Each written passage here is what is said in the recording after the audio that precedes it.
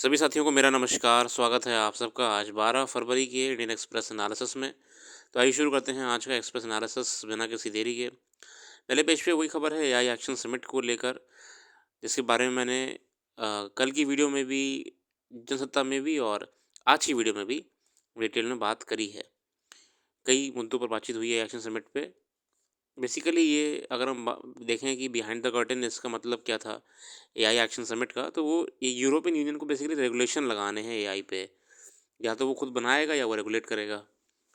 अब ये JD Vance साहब ने स्पीच दी थी, उसमें क्लियर हो ही गया। जेडी वैंस साहब ने भी अपनी स्पीच में ये इनडायरेक्टली कहा था कि अगर कोई देश हमारे ऊपर रेगुलेशन लगाने का प्रयास करेगा या एआई को ज़बरदस्ती एक घेरे में कैद करने का प्रयास करेगा, तो अमेरिका भी उसका साथ नहीं देगा। ये मतलब ही यही था इसमें। क्योंकि यूरोपियन यूनियन बेसिकली जैसे हम देख रहे हैं कि बीते कुछ साल से और महीनों से यूएस की कंपनीज पे सैंक्शंस लगा रही है। सैंक्शंस नहीं, केसेस कर रही है। एंटी ट्रस्ट केसेस हैं मोनोपोली के खिलाफ, गूगल पे, फेसबुक पे, एप्पल पे, वगैरह वगैरह। तो यूरोपियन यूनियन का अब अगला निशाना एआई भी है, जो कि यूएस डोमिनेट कर रहा है इस समय कंपेयर टू चाइना। तो उसी को लेके एआई समिट थी। मैंने इसके बारे में पहले भी कई बार बताया है, तो मैं इसे रिपीट नहीं करूँगा, ठीक नहीं रहेगा। फिलहाल हम आगे बढ़ते हैं अगले आर्टिकल की तरफ। The second strike. ट्रंप साहब वापस से एक और नई खबर लेके आए। एल्यूमिनियम और स्टील पे टैरिफ बढ़ा दिया है, जिसका नुकसान भारत को बहुत ही ज़्यादा देखने को मिलेगा। Trump has opened another front in the trade wars. On Monday, he signed orders levying 25% tariffs on all steel and aluminum imports without any exceptions or exemption. Flat 25% का इंक्रीमेंट कर दिया है टैरिफ में एल्यूमिनियम और steel imports पे। भारत भी भारी मात्रा में ये करता है, जिससे नुकसान भारत को अब उठाना पड़ेगा। स्टील इंपोर्ट्स में 25% का एडिशनल कॉस्ट बढ़ जाएगी। Trump is also able to have talked about unveiling reciprocal tariffs over the next few days. Tariffs on steel and aluminum will hurt a large swath of countries. Canada, Mexico, Brazil, and Korea are among those likely to be affected and had already evoked strong reactions. Canada's industry minister is reported to have said the country will give a clear and calibrated response. बाकी हर देश की अपनी प्रतिक्रिया आ रही है. It is possible that Trump will use the threat of imposing tariffs as a negotiated tool. A few days ago, he had signed orders imposing 25% additional tariffs on Canada and Mexico and 10% on Canada. जो हम जानते हैं कि अभी बीते दिनों कुछ पहले ही ट्रंप साहब ने टैरिफ्स यहाँ पे लगाए थे 3 देशों के ऊपर। ट्रंप में also view tariff as an instrument to raise domestic production. इनको अपना उत्पादन भी अच्छा करना है। However, tariffs could also trigger an increase in the cost of production of other goods, pushing up inflation. This would restrict the policy options before the US Fed Reserve. In its last meeting, as the Fed Reserve kept rates steady, it came under criticism from Trump. India accounts for a small share of US imports. In 2024, the country export primary steel to US had touched $450 million, while exports of aluminium were $820 million. तो भारत से अगर हम बात करें steel की, तो आपका $450 million होता है, और एल्यूमिनियम की बात करें तो $820 मिलियन होता है. As per reports, there is also the concern that higher tariffs in the US will push exporting nations to look for alternative markets. और अगर इतना हाई टैरिफ देना पड़ेगा, जिसका ऑब्वियस सी बात है कि हमारे कस्टमर्स जो यूएस में हैं वो कट जाएंगे, तो ऑल्टरनेटिव मार्केट्स को भी सर्च करना पड़ेगा इन देशों को. Trump's latest tariff announcement comes just after Prime Minister Narendra Modi's US visit. There are indications of the Indian government showing pragmatism in dealing with Trump. देखिए, ट्रम्प एक बिजनेसमैन है, हालांकि अब प्रेसिडेंट भी है, मगर उनका क्या होता है कि वो जो देश उनके यहाँ से डील कर लेगा उसे यूएस में फ़ायदा रहेगा. जैसे मैक्सिको ने मान लिया है कि चलिए कोई दिक्कत नहीं, हम आपकी शर्तें मान लेंगे, तो मैक्सिको को उन्होंने राहत दे दी है. सिमिलरली अभी डिस्ट्रप्शन हो रहा है इकोनॉमी में, मार्केट में, ग्लोबल मार्केट्स में, मगर वापस से जो देश कंप्लायंस कर लेंगे यूएस की नई पॉलिसीज़ के तहत, मार्केट स्टेबल्स हो जाएंगी. New impunity, harassment of interfaith couples in MP and Uttarakhand is disquieting. The plight of two interfaith couples in Madhya Pradesh, Bhopal, and other in Uttarakhand's Udham Singh Nagar tells the story of the odds stacked against young people who follow their heart when prejudice is already allowed free play at climate of impunity. देखिए, ये matter चल रहा है आजकल, जो interfaith couples हैं, loving couples हैं, live in couples हैं, इनको लेकर सुप्रीम कोर्ट ने बहुत पहले कह रखा है कि भैया हर किसी को अपना जीवन जीने का अधिकार है. पुलिस, स्टेट या समाज किसी भी प्रकार का अननेसेसरी उनके ऊपर अपना कंट्रोल नहीं दिखा सकती। कई जजमेंट सुप्रीम कोर्ट के आ चुके हैं जिसमें कहा गया है कि अगर वो जो मेजॉरिटी हैं तो उनको आप डिक्टेट नहीं कर सकते कि क्या करना चाहिए और क्या नहीं करना चाहिए। दो इंसिडेंट्स हुए भोपाल में, उत्तराखंड में तो यूसीसी भी चल रहा है जो कि अपने आप में कंट्रोवर्शियल है। सुप्रीम कोर्ट के कई जजमेंट्स के विरुद्ध गया है यूसीसी उत्तराखंड का। पूरा एक तरीके से police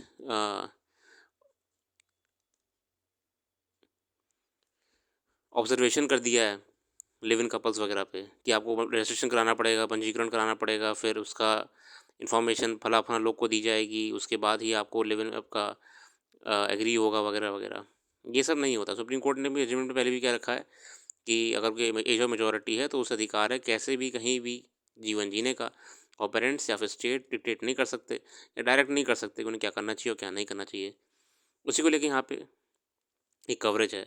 recently as December 2024, the Home Ministry emphasized the Rajya Sabha the country's plans to implement UCC in BJP-led states in the name of protection and equality of women. इन्होंने स्टेट ने क्यों लागू करा? उन्होंने कहा था कि प्रोटेक्ट करने के लिए, इक्वालिटी के लिए। Likewise, provision of the Session Marriage Act, which require the couple to give a month's notice to make a room for public objections, can also be used to target interfaith couples. Reports in this paper have shown how Vigilante Network sprang into action as soon as both couples tried to access legal mechanisms to safeguard them and their rights. These trails of the young and country that makes much of the youth or demographic dividend are disquieting from the gaps that stretch between aspirations and opportunities to the infantilization of the choices. कहीं ना कहीं देखिए चीज़ गलत तो गलत है। आगे देखते हैं। ये आर्टिकल ट्रम्प साहब को लेकर ही है, इसको मैं नहीं पढ़ूंगा क्योंकि कमेंट्री है। अभी तो पहले मोदी साहब होके आ जाएं। जिन जिन मुद्दों पे यूएस फाइनली अप्रूवल देगा वो हमारे लिए इंपॉर्टेंट है। एक बार ट्रिप अपनी करके आ जाएं, फिर हम इसको जो आर्टिकल बाद में आएंगे एग्रीमेंट्स के बाद में वो पढ़ेंगे। Earth's inner core may have changed shape, what new study says. The inner core of the Earth may have noticeably changed shape over the past few decades. According to a new study, the change in shape could have happened at the inner core's outer boundary. The study of annual scale variability in both the rotation rate and near surface of Earth's inner core, एक report publish करी गई थी। Geophysicists have previously reported that inner core does not spin at exactly the same rate as the rest of the Earth. They also showed that pace of rotation changes. The inner core appeared to be spinning slightly faster than the outer layers a couple of decades ago. Scientists study the inner core as it helps generate the Earth's protective magnetic field and is even linked to the length of the days. Magnetic field को भी contribute करता है हमारा inner core. Core is deepest of Earth's geological layers. The crust, the layer where humans live, is just a few kilometers thick.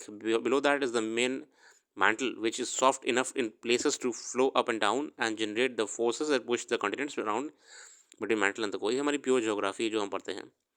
How the study carried out? Study करी कैसी थी? Send observe the Earth's insides with the help of vibrations generated by earthquakes. The speed and the direction of the seismic vibrations change depending on the density and elasticity of the rocks. Basically हम जानते हैं कि अर्थ के inner portions के बारे में जानने के लिए तमाम प्रकार के डिवाइसेस यूज़ करते हैं साइंटिस्ट, जो कि वाइब्रेशन क्रिएट करते हैं। वो रिटर्न होके आती हैं, तभी कुछ स्टडी हो पाती है कि नीचे क्या है, लिक्विड है, गैस है वगैरह वगैरह। लिक्विड है, गैस है, सॉलिड है, क्या है, क्योंकि ये कोई अंदर जा सकता नहीं है, टेम्परेचर तो हाई है। तो ऐसे पता लगाया सेस्मिक वाइब्रेशन के माध्यम से। For their studies suggest looked at earthquakes in south sandwich Islands, a volcanic chain in the South Atlantic Ocean. तो ये अटलांटिक ओशन में स्टडी करी गई। So many earthquakes happen there that sometimes a new event is almost identical in magnitude and location to one that occurred years earlier. तो उसका अध्ययन करा गया। फाइंडिंग्स क्या है? The analysts originally aimed to improve on earlier work that suggested a slowing of the inner core. एक inner core को लेकर थोड़ी जो लंबे समय से चल रही थी वो कि इनर कोर का स्पिन जो है, जो जिस गति से स्पिन हो रही है वो स्लो हो रहा था, होता जा रहा है। इसी का अध्ययन साइंटिस्ट लोग कर रहे थे, मगर पता लगा कि वो स्लो नहीं हो रहा है, उल्टा वो शेप ही चेंज कर रहा है अपना।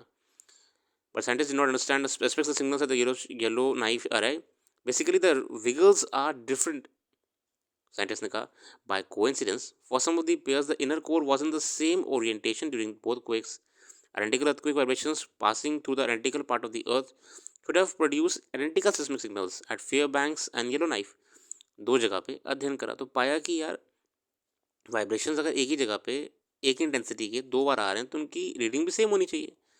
At Fairbanks, that was true, but at the Yellowknife, the signals were different. Because Yellowknife is somewhat closer to South Sandwich Islands than the Fairbanks Islands is. Seismic waves from the island's earthquakes did not travel as deeply into the inner core as those reached the Fairbanks. That suggested something had changed near the outer boundary of inner core. इसी के आधार पर उन्होंने कहा कि yellow knife of Fairbanks reading से जो एक difference देखने को मिला है, उस डिफरेंस के आधार पर कहा है कि शायद इनर कोर की आउटर बाउंड्री में कुछ परिवर्तन हुआ है। ठीक है, अंदर कोई नहीं गया है, बाहरी से ही वाइब्रेशन सेस्मिक वाइब्रेशन के माध्यम से ये स्टडी करी है, बहुत ही बड़ी स्टडी है। बाकी ऊपर Trump trade was implication for American farmers, vulnerability at the farm. The real damage from Trump trade wars could come if the affected countries were to take retaliatory action targeting US exports of farm produce. मतलब ये बताना चाह रहे हैं कि अगर Trump इतना ही छेड़ेंगे दुनिया को और देश भी कुछ कर सकते हैं बेसिकली फार्म सेक्टर को लेकर, तो नुकसान यूज उठाना पड़ेगा। These not only total 191.2 billion in 2024 but a big chunk of what went to same three countries, China, Canada, Mexico, जो कि बड़ा कंज्यूमर है अमेरिकन फार्म प्रोडक्ट्स का। अगर ये तीनों देश आएँ तो वापस से एक झटका यूएस को भी दे सकते हैं। Take China, largest buyer of US soybean, cotton and coarse grains, besides being its number 2 market for tree nuts, pistachios. Mexico's biggest destination for US corn, maize, wheat, pork, dairy and poultry meat. इसे हम जानते हैं कि US dairy products में leading producer है। Canada is a major importer for American forest, dairy and poultry products. तो ये जो उनका आजकल टैरिफ वॉर चल रहा है, ये भी उल्टा पड़ सकता है कि अगर ये सारे देश या कुछ ही देश इन पोल्ट्री एक्सपोर्ट्स पे ही टैरिफ लगा दें, इसका नुकसान सीधे फार्मर्स को उठाना पड़ेगा। To get an idea of wheat retaliation can mean, consider the case of soybean and corn. In 24, China's soybean and Mexico's corn imports from US were valued at so and so $billion. In the event of full-fledged trade war and higher duties, the ultimate gainers would be alternative suppliers such as Brazil, Argentina, Paraguay. आसान भाषा में क्या, अभी तक ये लोग US से उठा रहे थे, मगर अगर कोई भी टैरिफ लगा दी जाती देशों के द्वारा, ठीक है, मान लीजिए कि आपका चाइना में टैरिफ लग गया कि यूएस से कोई भी पोल्ट्री प्रोडक्ट या डेयरी फार्म प्रोडक्ट आएगा तो उसको 25% टैरिफ देना पड़ेगा, ठीक है, या 10% देना पड़ेगा। तो ऑटोमेटिकली चाइना में अंदर बैठे इंपोर्टर एक्सपोर्टर हैं जो कि यूएस के प्रोडक्ट खरीद के अपने मार्केट में बेच रहे हैं, यूएस से प्रोडक्ट खरीद के अपने मार्केट में बेच रहे हैं, वो ये कम कर देंगे क्योंकि उनका प्रॉफिट मार्जिन चला जाएगा, क्योंकि प्रोडक्ट महंगे हो जाएंगे। जो 10 रुपये का मान लो दही था, मान लो यूएस से आ रहा था, क्योंकि देखिए पोल्ट्री प्रोडक्ट्स में तो यूएस का मार्केट कैप्चर पूरा है ही, अपने आप में लीड करता है पोल्ट्री प्रोडक्ट्स में। जैसे ही कोई कनाडा में ही कोई इंपोर्टर एक्सपोर्टर है, वो ये इंपोर्ट कर रहा है अपने देश में, और कनाडा ने लगा दिया कि भैया इस पर हम चलो मिनिमम 10% टैरिफ भी बढ़ा देंगे, तो अब ये 10 रुपये का तो खरीद रहा है जिसमें मार्जिन बचा रहा हो अपना, अब इसे एडिशनल 10% का और ये महंगा पड़ गया, तो 10 रुपये का मान लो कि टैरिफ और ड्यूटी लगा के कम से कम 20 रुपये का हो जाएगा, ड्यूटी भी लगती है, तमाम चीज़ें होती हैं। अब इस 20 रुपये अब मान लीजिए कि $20 का हो जाएगा, मान लीजिए एक बार को, तो इस $20 को बेचने के लिए इसको अपना प्रॉफिट मार्जिन भी निकालना है, फिर लॉजिस्टिक कॉस्ट, कंज्यूमर तक पहुंचाने के लिए कॉस्ट वगैरह लग जाएंगी, तो भैया ये $20 वाला भी चीज़ भी महंगी होते होते $30 की हो जाएगी। वहीं पर कंपैरेटिवली ब्राज़ील, अर्जेंटीना, पैराग्वे यही चीज़ इसको 10 में भी दें, मान लो, हालांकि 10 में नहीं देंगे, यूएस का तो रिफाइंड होता है, बढ़िया होता है, ये मान लो 8 में दे दें, ये 8 रुपये में लाएगा, तो अब उस पर कोई टैरिफ नहीं है ना कनाडा में, तो भैया ये जो 8 रुपये वाला होगा, ये 8 रुपये प्लस कोई ड्यूटी वूटी लगा लीजिए, आप कस्टम्स ड्यूटी वगैरह लगा लीजिए, तो बहुत सोच के 9 रुपये का 10 रुपये का हो जाएगा, तो यहाँ पे इसमें मार्जिन ज़्यादा बच जाएगा ना, इसीलिए जो इंपोर्टर एक्सपोर्टर होंगे वो अपने आप से स्विच कर जाएंगे यूएस पोल्ट्री प्रोडक्ट या डेयरी फार्मिंग मार्केट से। The losers will be farmers, इसका नुकसान अल्टीमेटली जो यूएस के फार्मर्स हैं उनको उठाना पड़ेगा, Ohio, Indiana, Illinois, Iowa, Minnesota, Wisconsin and Missouri. तो ये भी हो सकता है अगर कंट्रीज पलटी मार जाए टैरिफ वॉर में और ये कर देंगी तो भारी नुकसान यूएस में फार्मर्स को उठाना पड़ेगा। चलिए, अभी तो कारोबारी परेशान होंगे, स्टील इंडस्ट्री के, एल्यूमिनियम इंडस्ट्री के, मैन्युफैक्चरिंग वाले, वो इतनी बड़ी बात नहीं है, वो तो अर्थव्यवस्था को प्रॉब्लम करेंगे। फार्मर सीधे ग्राउंड लेवल पे एक लोकल इकोनॉमी को डिस्टर्ब कर देंगे अगर उनकी मार्केट हट गई। Soybean, corn, beef, tree nuts, forest products, pork, dairy, wheat, poultry meet और कॉटन वगैरह, ये आपका China, Mexico, Mexico Japan, Japan China, China UK, Philippines, Pakistan, Vietnam तक जाता है यूएस का सामान। अच्छा, भारत का इसमें क्या है? India is in the big market for US farm produce. देखिए, हम अपने आप में इतने बड़े प्रोड्यूसर हैं तो हम तो इतना इंपोर्ट नहीं करते हैं। According to USDA data, India imports of agriculture and related products from the US were valued at $2.4 billion in 24। The bulk of it comprise of tree nuts. हम बस वो अमेरिकन नट वगैरह होते हैं वही लेते हैं उनसे। Followed by ethanol, forest products and pulses. India's exports of farm products to the US were higher at $6.2 billion, dominating baked goods, cereals, pasta, processed fruits and vegetables. हम लोग ज़्यादा एक्सपोर्ट करते हैं. To the extent that India has an agricultural trade surplus with US, there might be pressure from Trump administration to further open up the country's market to American imports. India is already the largest market for US tree nuts, worth of almonds and pistachios imported during 24-23. US farmers have a lot to lose from protected trade war. देखिए, अभी तक जितना tariff trade war हो रहा था इससे industries परेशान होंगी, मैन्युफैक्चरिंग यूनिट्स परेशान होंगे, ओवरऑल मैक्रो इकोनॉमी परेशान होगी। मगर अगर देशों ने अपनी तरफ से यूएस फार्म प्रोड्यूसर्स पे टैक्स लगाना शुरू कर दिया तो इससे डायरेक्टली फार्मर्स परेशान होंगे जो कि यूएस के होंगे। इसी के साथ आज के रहते रखते हैं। अपना कीमती समय देने के लिए बहुत बहुत धन्यवाद। कल फिर आएंगे नई वीडियो के साथ, जुड़े रहिए और अच्छा लगे तो वेबसाइट को भी जरूर विजिट करिएगा। डिटेल में करंट अफेयर्स आपको वहाँ पे देखने को मिलेगी जो कि आपके आने वाले एग्जाम्स के लिए बहुत ही इंपॉर्टेंट है। Thank you, thanks for giving your precious time. Have a very nice day.